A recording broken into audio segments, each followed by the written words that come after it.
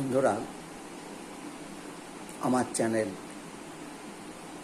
এলোমেলোতে আজ আমি প্রথম ভিডিও দিচ্ছি। এই চ্যানেলে আজ শুরুর দিন। আশা করব তোমরা আমার চ্যানেল দেখবে। এই চ্যানেলে প্রধানত আমি স্বাস্থ্য বিষয়ে অনুষ্ঠান করব। বাংলা থেকে বহু মানুষ চিকিৎসার জন্য দক্ষিণ ভারতে যায়,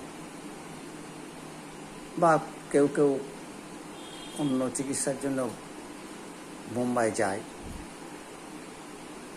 কিন্তু প্রধানত মানুষ সাউথ ইন্ডিয়ায় যায়।